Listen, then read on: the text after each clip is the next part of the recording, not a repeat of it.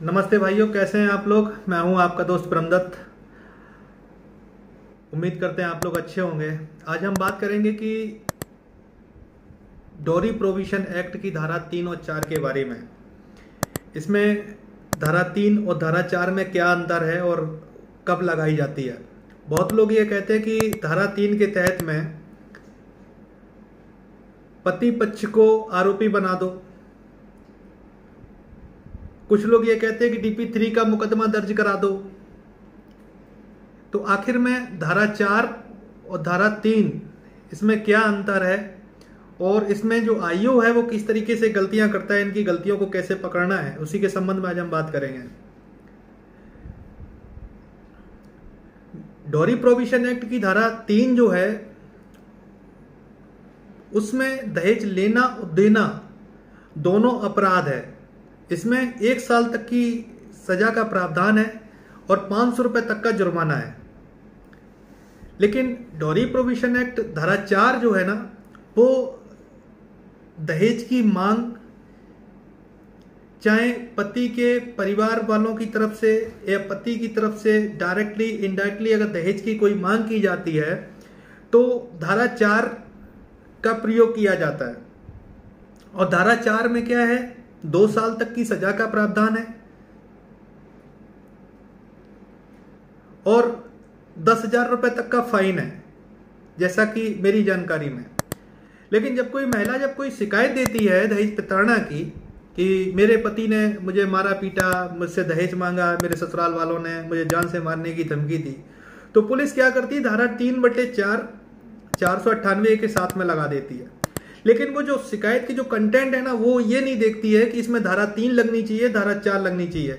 कभी कभी शिकायतें ऐसी होती है जिसमें कि दहेज के लेन देन की बात नहीं की जाती है, लेकिन दहेज की मांग की बात दिखाई जाती है। लेकिन पुलिस क्या करती है, पुलिस जो 154 CRPC के तहत में जो FIR दर्ज करती है उसमें धारा 3 और धारा 4 का जिक्र कर देती है। FIR नहीं कर देती है, फिर उसी के आधार पर वो चार्जशीट लगा देती है। तो जो शिकायत की जो कंटेंट है उसमें दहेज लेने और देने की कोई बात नहीं की गई, लेकिन दहेज की मांग की बात की गई है।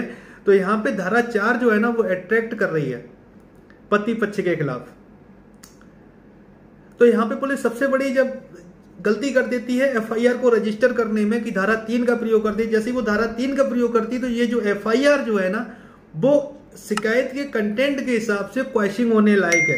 अगर इस तरीके का अगर आपके केस में अगर हुआ है, अगर आपके खिलाफ में कोई शिकायत दी गई है, उसमें ये नहीं कहा है लड़की ने, आपकी पत्नी ने कि मेरे पिता ने इतना दहेज दिया है, मेरे घर वालों ने इतना दहेज दिया या इन लोगों ने दहेज लिया, लेकिन वो ये कहती है कि मेरे से इतने इतने लाख रुपए मांगे जा रहे हैं, मुझे दहेज में मुझे प्रताड़ित किया जा रहा है, परेशान किया जा रहा है। तो मैं आपको क्लियर बता दूं, यहाँ धारा 4 जो है ना वो FIR में लगेगी, ना कि धारा 3 लगेगी। धारा 3 जो है ना दहेज लेने देने का अपराध है, यानी लेने वाले के खिलाफ भी है और देने वाले के खिलाफ भी है। लेकिन धारा 4 जो है डोरी प्रोविशन एक्ट का वो दहेज की मांग है। तो यहाँ उसने अपनी शिकायत में दहेज की मांग को स्पेसिफाई किया है, लेकिन पुलिस अपनी FIR में धारा 3 और धारा 4 कर देती है। उसके बाद जब वो जांच करती है तो वो चार्जशीट में लिख देती है कि धारा 3 और धारा 4 बखूबी साबित हुए, 400 बाकी अन्य धाराओं के साथ में बखूबी साबित हुए। तो ये टेक्निकल फॉल्ट है, इसको आपको पकड़ना है। और अगर आपके खिलाफ जो शिकायत है उसमें अगर कंटेंट सिर्फ दहेज की मांग है और पुलिस ने अगर FIR में धारा 3 भी अगर जोड़ी है तो वो FIR जो है वो 482 CRPC के तहत में हाईकोर्ट में क्वेश्चन होने लायक है। आप इस चीज को आप देखना। अगर दहेज लेने देने की बात अगर शिकायत में की जा रही है तो फिर 3/4 लगती है। और इसमें अगर पुलिस अगर चार्जशीट अगर फाइल करती है कि 3/4 में बखूबी आरोप साबित हुए, तो इसके लिए मैंने पिछला वीडियो अपना बना रखा है कि किस तरीके से जो पत्नी है, उसके माँ बाप भाई बहन जो दहेज देने वाले हैं, जिनका जिक्र किया गया है, जिन लोगों ने स्टेटमेंट दिए हैं कि दहेज दिया गया था, उन लोगों को हम कैसे कोर्ट में तलब करवा सकते हैं। अगर ये बात अगर घरेलू हिंसा में आ जाए तो घरेलू हिंसा के केस में मजिस्ट्रेट उसकी शिकायत पे कॉग्नियंस ले लेते हैं। कॉग्नियंस लेने के बाद में क्या करते हैं कि लड़की के वही कंटेंट उसमें होते हैं, शिकायत तो अलग हो नहीं सकती है, कंटेंट वही रहेंगे। लेकिन DV का सेक्शन 28 ये कहता है कि सेक्शन 12, सेक्शन 17, सेक्शन 18, 19, 20, 21, 22, 23 की जो प्रोसीडिंग है वो CRPC के तहत में चलेगी। तो हम अगर चाहें तो उसके कंटेंट के हिसाब से उस लड़की के मतलब आपकी पत्नी के जो माता पिता हैं, उसके भाई बहन हैं, जिनका ये कहा गया है कि दहेज इन्होंने दिया, उनको हम उसमें आरोपी बना के हम बुला सकते हैं। और सुप्रीम कोर्ट ने अभी हाल में ही एक जजमेंट दिया, उसमें यह कहा गया है कि सीआर में अगर कोई प्रार्थना पत्र अगर दाखिल किया जाता है तो जरूरी नहीं है कि आरोपी को उसको सुनने का अधिकार दिया जाए, उसमें डायरेक्ट उसको तलब किया जाना चाहिए।